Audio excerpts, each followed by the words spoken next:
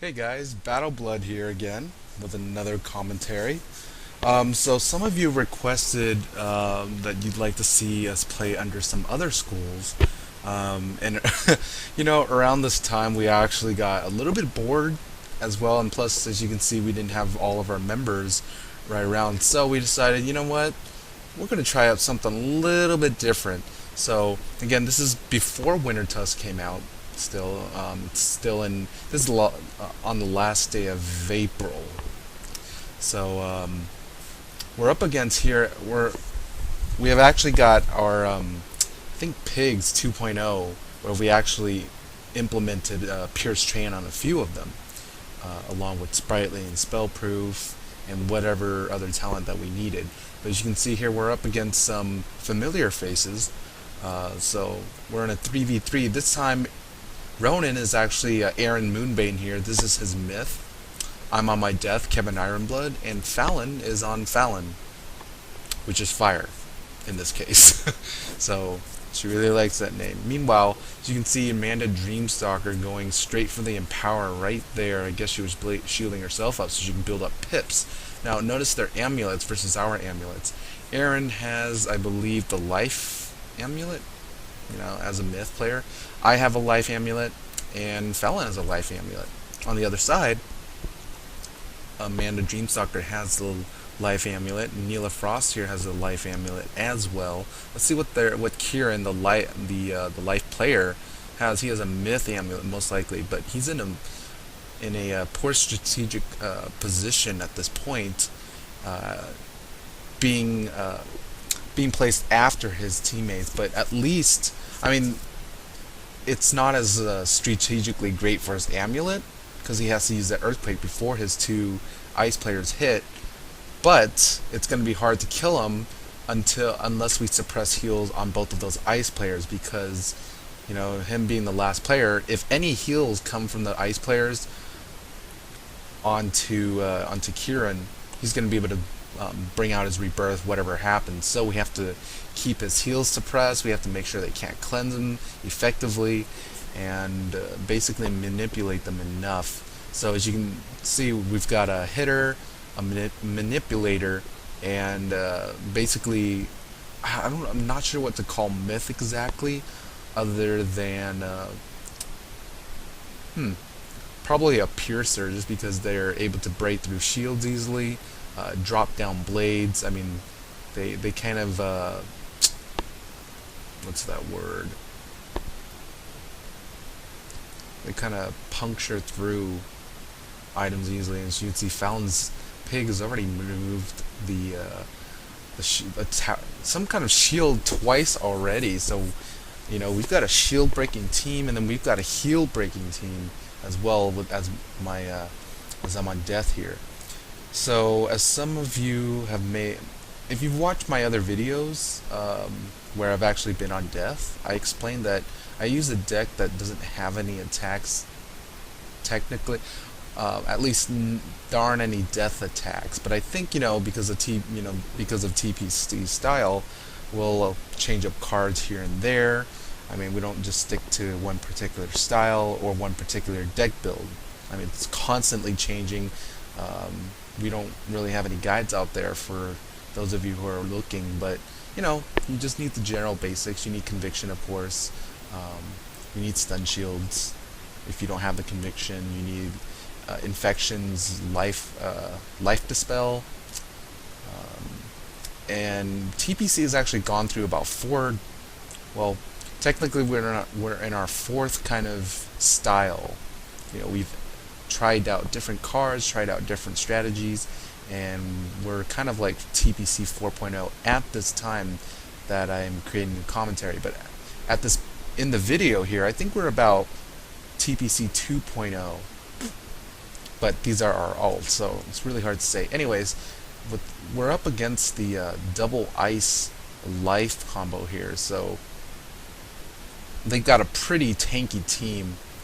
And Fallon's going to have to. I mean, she's not going to hit as hard as her Storm player, but at least her hits are a little bit more reliable in a way, because she has a smaller miss rate. And I love the pyromancers in PvP. Not only for their smokescreen, but their low cost stun spell, stun all spell, choke, and also because I mean shields can't really prevent a fire player from doing what they want to do. Um, so it was an interesting build here. Anyways, ice bubble goes up here. We know we've got to replace this because this benefits both of their ice players and doesn't benefit any of us.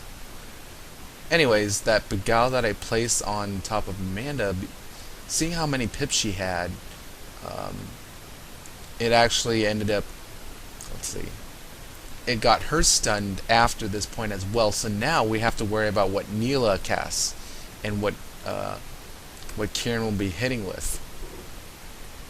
So anyways, all of us have to pass, obviously. But now stun shields are up. Anyways, Neela is going to hit. Um, as you can see, we stacked up different plagues. I didn't have my conviction up, so definitely did not block that, or I didn't have enough block altogether because I am using arena gear. Anyways, the fire dispel there, but that's an interesting play. You know, it doesn't really bother TPC all that much. We do carry those cleanses, so. Or we may not need it at this point. So as you can see, we can stop the other two players. They don't have any stun shields at this point. Aaron just being, or at least Ronan here. You know what? We'll just say Aaron, because that's his tune right here. But Aaron's Earthquake comes in quite useful. Again, you know, in line with how we play, in line with the rules that we play at our PvP parties, we don't advocate chain stunning, so we're very careful not to use, you know, Earthquake and Choke at the same time, especially if the players were stunned the previous round. But you know, you wait about 4 or 5 rounds and you can do the Earthquake and then the stun combo, and that's, you know, as long as the other players get to move at all. Anyways, we need to reduce damage from all over as much as possible and prevent them from removing those from that entangle. So Aaron's going to replace the ice bubble with a myth bubble, so now both of those ice players' damages have decreased. Fallon's going to set up a smoke screen to ensure that both ices cannot hit successfully. That's, you know, it reduces the chance of us getting hit by 2 attacks and possibly and also that smokescreen blocks off that entangle. So if any of those ice players wanted to, you know, just send 1 cleanse over, it's going to prevent. It's still, excuse me. The cleanse is only going to remove the smokescreen. So then you know, giving them some kind of confidence level. Kieran may play his heal spell, you know, inevitably into that entangle. So anyways, knowing that a man can hit, you know, I mean, they're not bladed, and that's the point. Knowing that, having seen Amanda and Neela and Kieran before and seeing what they've done, with one match with Tristan Winterbreeze on their side before, that they like to basically stack blades. So we knew, hey, with Aaron here, we basically have countered the blade stacking part, but we don't have a life player. So, you know, against this tank type team with a healer, can we endure as much as they can? I mean, they have huge resist, they have huge recovery, so it's all about playing our card to our best ability at this point. Anyways, we're going to protect Aaron as best as possible, ensure that he can't get hit as hard. Anyways, Amanda's expecting us to like slam as much damage into Kieran or something. And let's see what Neela Frost, again, they're not, knowing that we know how to counter blade stackers, they're no longer relying on just blades, but they are relying on just damaging and sending a barrage out. Basically, see how, again, can we keep up with their recovery rates, their resist rates? You know, are we as tanky as they are? And, you know, the more hits we take, the harder it is for us to be very offensive or play the exact way that we want. Anyways, as you can see, we're going for a huge hit combo. I think that they're very confident in Kieran having full health with a conviction up. I mean, it looks, he looks pretty tanky, but with this myth bubble and a double blade, that's gonna send. We're gonna send a huge hit with that Medusa, as you can see, onto Kieran right there. So we're gonna attempt a triple attack combo. Hopefully it's strong enough. I send in my Scarecrow here, hoping that we're all hoping that Kieran is not able to. We're hoping basically his Sprightly does not go off at all. Anyway, it's double bladed Ifrit here, going to knock him straight out. So, 3 attacks into one person. They were probably expecting us to just AoE, and 3 AoEs definitely is not enough. Anyways, the reason why Neela casted its spell right there and nothing happens because she was trying to place perhaps a shield onto Kieran. And, again, they were very confident, and I guess they didn't expect Kieran to die. They didn't expect us to actually have 2 strong hits aimed straight for one player, but considering that Kieran didn't have any shields, which is, another quirk or another perk to, to Aaron's abilities, to the myth players. They're able to take out shields, and therefore sometimes you get carried away with what you're doing, and you just forget that that you're unprotected. Anyways, I was expecting Amanda with the most pips to do the healing, but they've kind of adapted a little bit of TPC style here with the cleanse and actually delegating. I think both ice players, not knowing which order they'll show up in a ranked match especially, they probably carry heals on both sides and cleanses. So they're going to obviously try to. It's kind of like playing Snake Eyes, I guess, in Dodgeball. Basically look one way but perform in another. So while Amanda did have enough pips to do a lot of the healing, she instead cleansed Neela just in case we dispelled her, and they were able to get their stun off. Their heal off. So anyways, Aaron's going to go ahead and rip down the stun shields at this point, because there's, as you can see, they've stacked on the well, not stacked on, but they've placed a lot of fire shields on top of Kieran, so now we needed him vulnerable. And I think Fallon is going to go ahead and stun them. Yeah, which she does, so to prevent them from being able to react or shield up right away. So anyways, I'm not sure if the other side... Oh, it doesn't actually get Kieran because he did have the conviction up before he died, so it's still on him, as you can see. He's still got 2 ticks on there, but we didn't want the other 2 hitting or doing whatever they have. So anyways, with my pips still, I have 7 pips. Most I can do is, either heal or, as you can see, Beguile or Scarecrow. But if I Scarecrow, I'm throwing out all my pips, and Death players are very pip sensitive, I'll tell you that. So, if you're playing Necromancers in PvP, don't always throw out all your pips unless, it's deemed necessary. So anyways, Beguile's gonna, avert some damage away from us again. And they're gonna replace the ice bubble.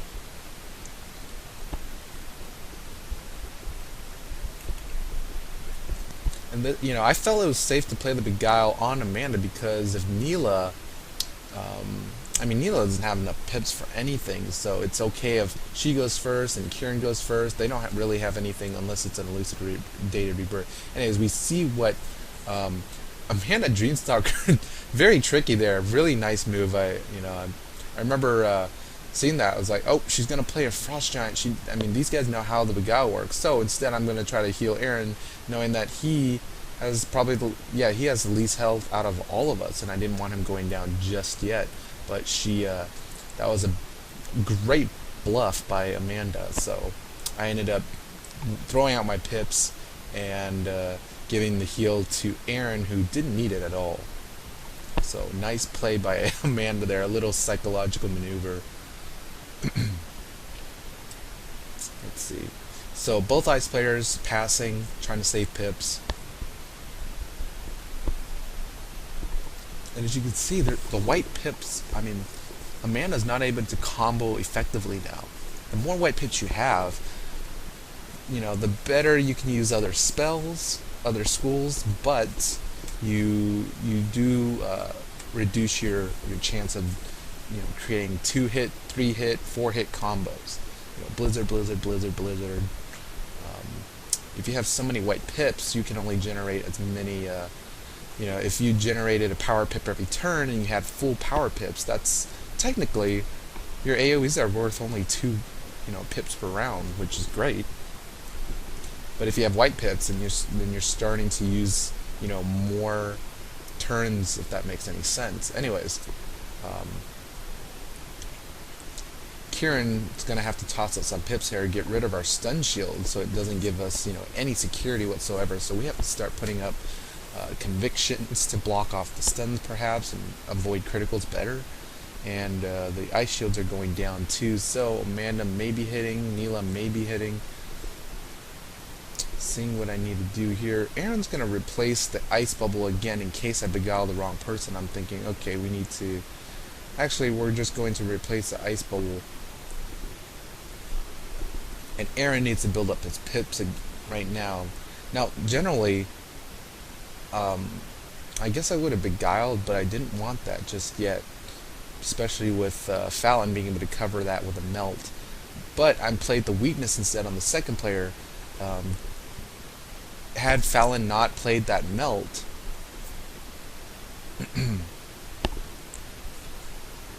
I still would have placed the weakness on the second player, because generally when you have 2 schools or more on the same team, you know, 2 of the same school or more on the same team, generally the player that comes after all the others is going to be hit the hardest, and the first few of those same schools will actually be the shield breakers. So for example, if you have 3 ice, the ice that's going last in that turn order on that team is going to be the main hitter, while the other 2 ices in front of him or her will be the shield breakers. And you know, I don't want to go totally into mathematical explanation of why, but basically you don't want shield. I mean, you want to place. This is generally why a lot of blade stacking teams will place their blades on the last player, and then have the first 2 hits. They get rid of shields effectively, etc. So, anyways, here's the cleanse. So Amanda Dreamstalker definitely has a lot of cleanses in her sideboard. So that'll get rid of the weakness and allow her to hit us with a with that snow angel, as you can see, with the ice bubble up, I believe. Yeah, this is the ice bubble. But as you can see, it didn't do that much damage overall, and that's the you know, that's the reason why we've become so dangerous with our team build. You know, being able to basically being able to suppress blade stacking forces the other team to have to hit us with, you know, have to break us down slowly, as opposed to hitting us and knocking us out with one shot.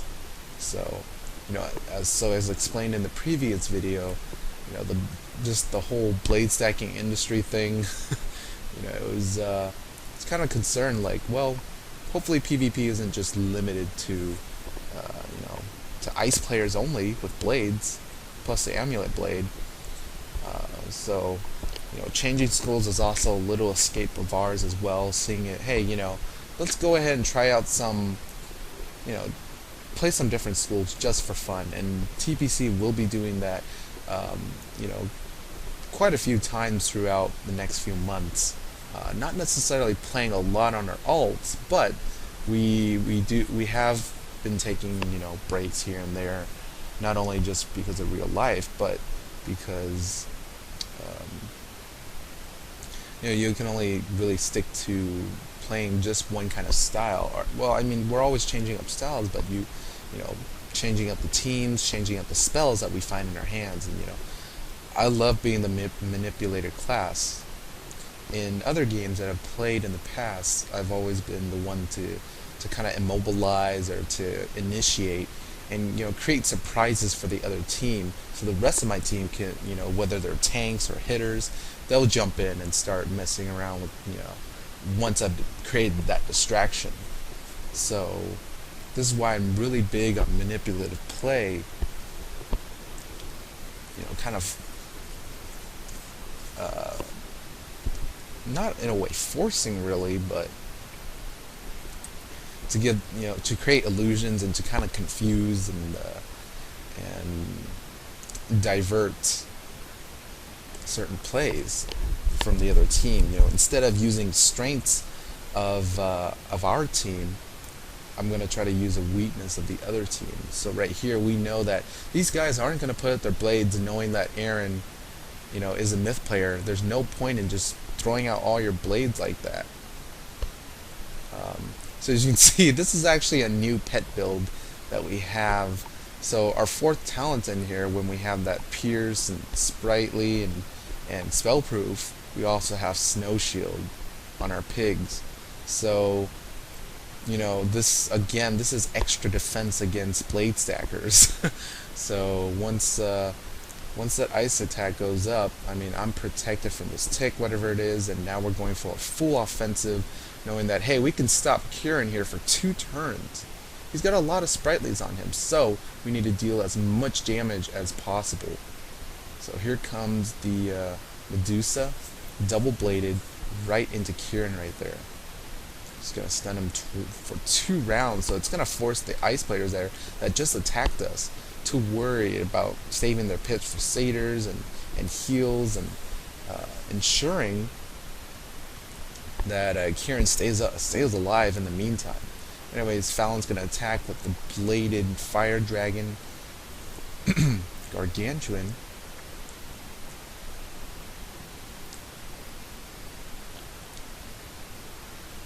And that's going to weaken Kieran even further.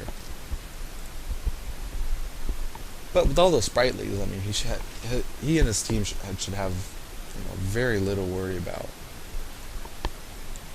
Neela doing a nice job there, even though she has stun shields, knowing that, hey, the myth can remove them.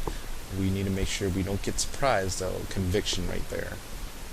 To save up pips and to ensure there aren't any surprises. Kieran is once again stunned for this round, so I think Amanda and Neela may be worried about trying to keep him up, because looking at Aaron's pips, my pips, and Fallon's pips, they could assume that we play 4 AoEs or again direct hits into Kieran, and that would definitely take him out and remove all the Sprightly. So we're going to instead play the smoke screen here to ensure, or Fallon's going to play that smoke screen to ensure, hey, if they want to heal, they've got to keep it down and low. If they want to try a heal combo, for example, like 2 satyrs of some sort, we're going to try to hopefully reduce the chances of 1. But no, instead Amanda's going to play her unicorn to heal all players all across the board, and the Sprightlies are going to take Kieran back up, and once again he's now able to move this turn, and Neela's got 1 blade up. So seeing if Fallon maybe has a steel charm of some sort, but no. So now I'm deciding, okay, do I need, is it really worth hitting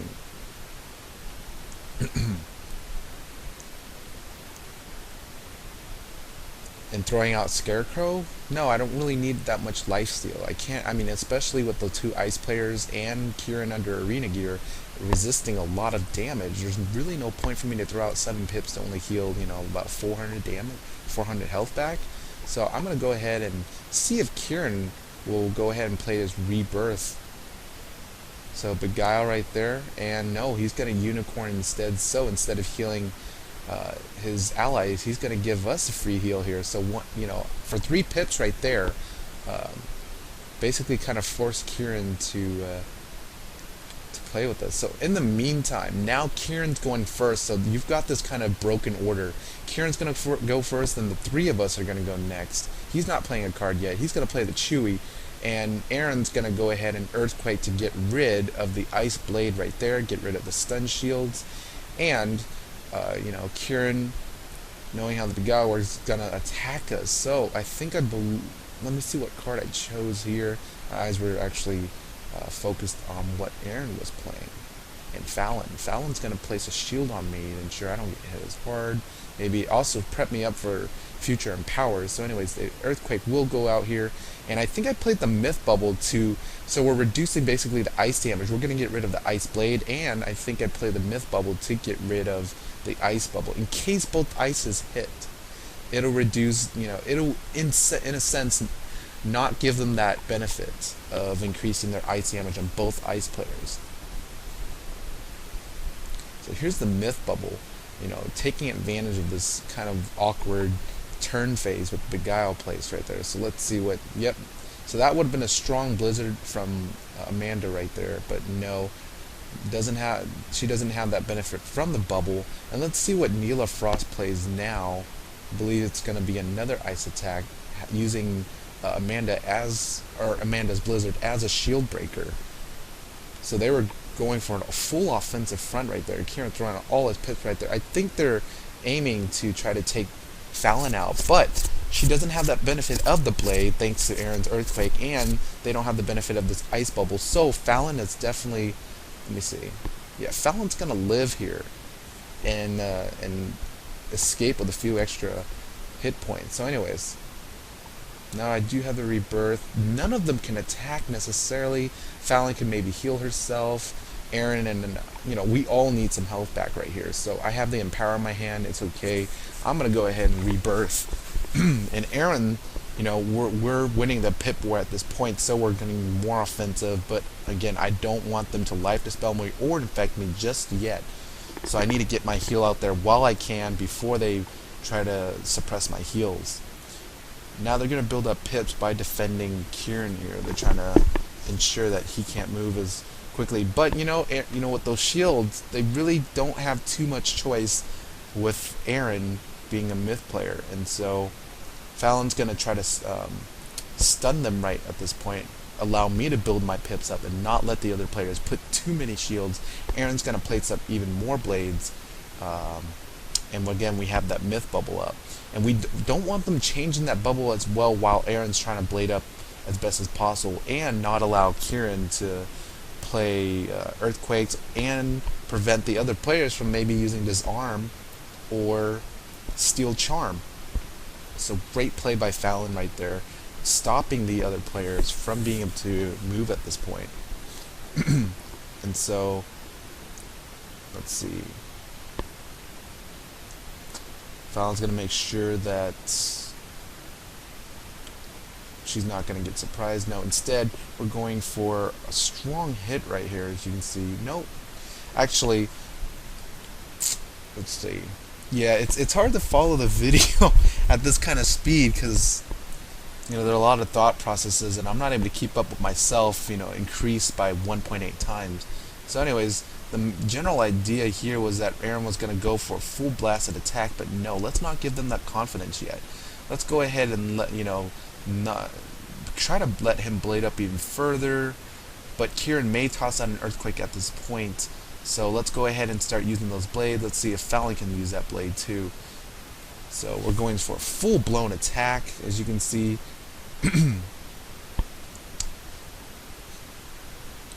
Aaron's going to put up the Conviction in case Kieran decides to play that Earthquake to remove the stun shields and allows ice players to stun us at any point. So instead, as you can see, it's a strong Orthrus at this point, and I'm going to play this Fire Elf, not because we didn't want Aaron throwing out his Earthquake like that and taking out those smoke screens still left on Kieran's allies. Instead, we're going to let me break off any fire shields. Here's the infection on top of Fallon. They think they've gotten an infection on me, and they're trying to suppress heals from all of us because we do all have the life amulet. So triple infection play right here. Kind of interesting to see, but I don't think it'll work out too well at this point. So anyways, we know that, oh, Kieran's in a dead, with if Fallon hits with an Efreet of some sort, Aaron and I need to be able to stop these other players, need to be able to stop Amanda and Neela from throwing out heals. But also, they can hit us back as well, so I'm going to suppress. I'm going to try to trick them up a bit. Hold on to my pips just in case they hit, and I need to heal my teammates. Instead, I'm just going to infect the second player, again, learning from last time who their main healer was. So anyways, Amanda is going to Blizzard here. So, probably shield breaking or just adding pressure to our team. See what Neela does. Neela's going to play Frost. So, yeah, that was a ice shield breaker, basically, for Neela's giant to get out with its... I mean, they don't have the... I don't think they have the snow bubble. No, this is the myth bubble still. So not as strong as they hoped, but there aren't going to be any stuns being thrown at us just yet. Still have her stun shields up. Kieran's trying to conserve pips and heal himself very slowly here. So the other side is doing a really nice job, but right now Kieran's in a dangerous state and Neela's heal is suppressed. We're going to see if anyone else can suppress Amanda's heal and allow one of our players to knock out Kieran at this point. So, here's the Medusa, straight into Kieran with the Myth Bubble up and the Myth Blade. So that's going to take him out. Going to get rid of those Sprightlies that were on top of him, get rid of the stun shields as well. So even if the other two players revive Kieran, he's going to be he's vulnerable to immobilization or stuns. So anyways, really nice play right there by Fallon, putting up the stun shield up for Aaron because he is running out in conviction. Anyways, that smoke screen does prevent them from saving Kieran's pips with that heal, and Neela's not able to play anything. So now we're going to suppress heals as best as possible. Aaron's going to play a smoke screen to make sure that they cannot throw a cleanse. Let's say that Amanda manages to break through the smoke screen. Well, she's going to have to cleanse off the smoke screen and thus force Neela to play that, a potential satyr into, excuse me, into a entangle right there. But no, she's going to go ahead and perhaps try to hit at this point. So now we're going to suppress her heal and again basically block off any potential cleanses that they believe they'll be able to perform. So Aaron's building up once again. This plague is going to prevent Amanda from being able to cleanse effectively. She's going to hit now instead of worrying about heals, I guess. As you see, it's not even that powerful enough. That plague definitely did reduce, and this is a regular snow angel at this point. I'm wondering if the other ice players ran out of heal cards or couldn't find them, couldn't find shields of some sort or enough cleanses. So here's the reshuffle by Neela right here. So that'll bring back all her shields, her weaknesses, infections, blades, you name it. So she's reshuffled, but still has not removed the, not able to remove that entangle. And I think they're also out of wands at some point. So anyways, we're going to suppress an attack from Amanda here, seeing that she has the most pips. She could probably hit us hard, and we don't want all this incoming damage from the ice player. So Fallon's going to place the Efreet on top of Amanda here, so it'll reduce her damage 90% by 90%, kind of nullify any attempt to hit us with a strong frost giant. But wow, nice. I don't know what that was necessarily, but a kick right there does get rid of the Efreet. So not sure if she anticipated an Efreet right there, but that definitely is going to give them a little advantage right here. So anyways, we do have Amanda's heals suppressed in a way. I'm wondering, okay, if Amanda hits now, and Neela hits with a follow-up Blizzard, I need to be able to save my allies from any more damage, especially Fallon. So I need to play my Rebirth at this point, because those Ice Sticks are gonna take out some damage, and a little lucky critical here will bring Fallon back to full health. And she's going to play a smoke screen here to ensure that, hey, they cannot hit us at the same time successfully. So it'll go ahead and allow the other two to build up their pips, but now we're going to start hurting them slowly, basically. And we don't want them doing anything. Anyways, Neela Frost's Entangle has been removed at this point. She can play that Satyr, so now we're just going straight for a lot of damage into Amanda. So taking players out slowly one by one, adding a lot of pressure. So Myth bubbles up, plus 2 blades, plus perhaps a Gargantuan on that frog. Huge damage on the ice players. So even with the huge resist, they're already those blades and the Myth bubble from Aaron, did around 1,000 on top of Amanda, the ice player, who has around, maybe 40% resist or more. And then a meteor to follow up and slowly take their health down.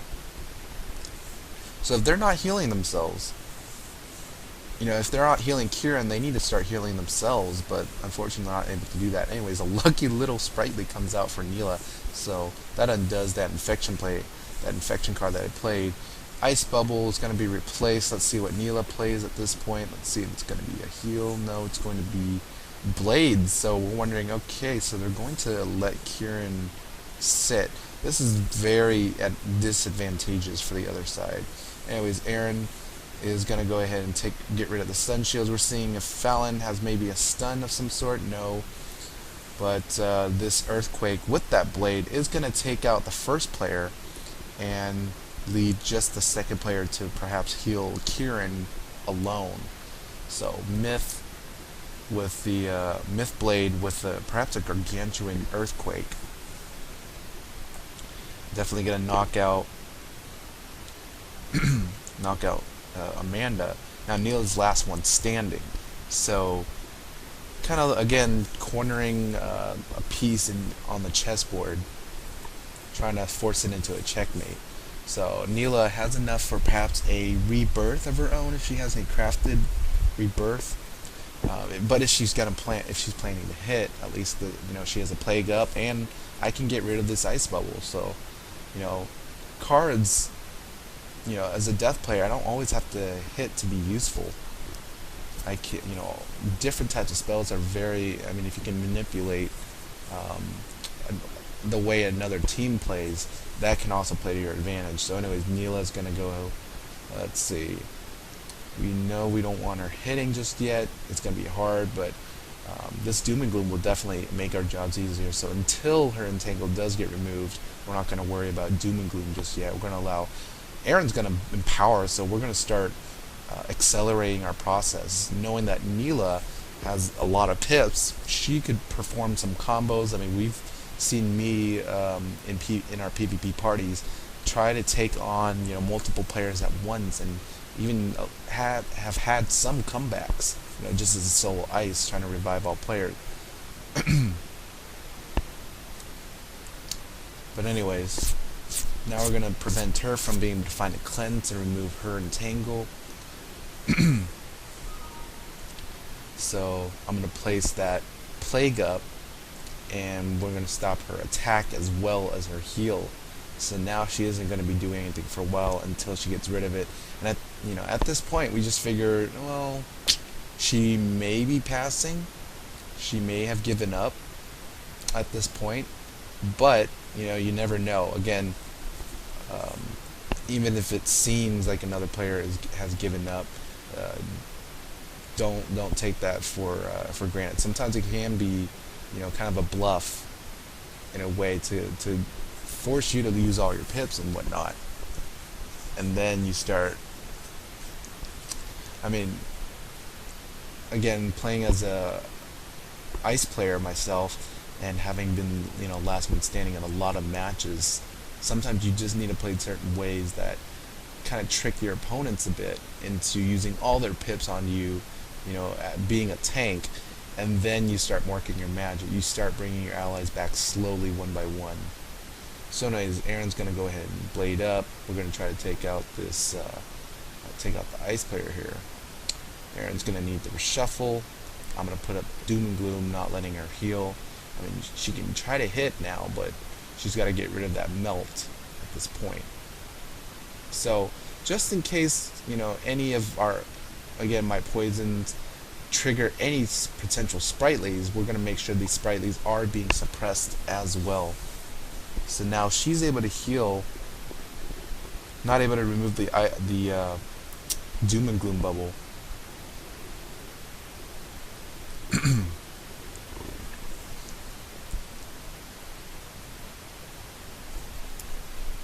So that's a little bit of relief.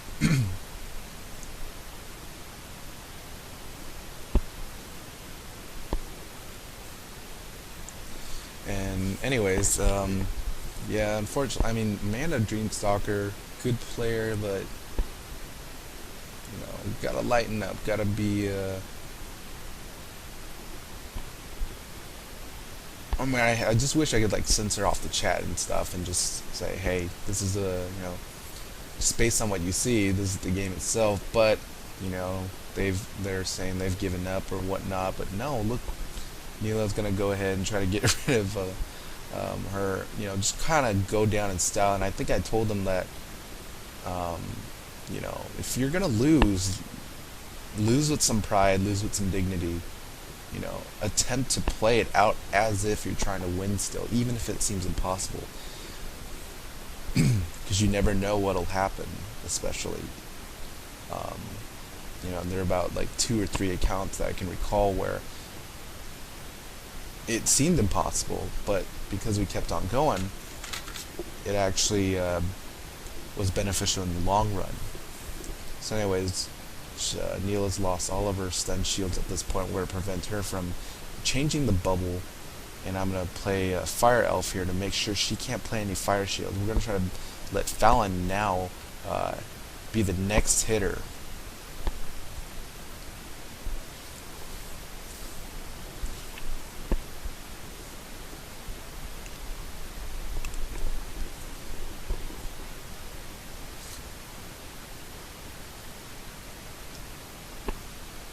And so yeah, if there's anything to learn from this game, it's that, that one play that by Aaron earlier and me, where we reduce the ice's attacks indirectly by removing blades and changing the bubble against them.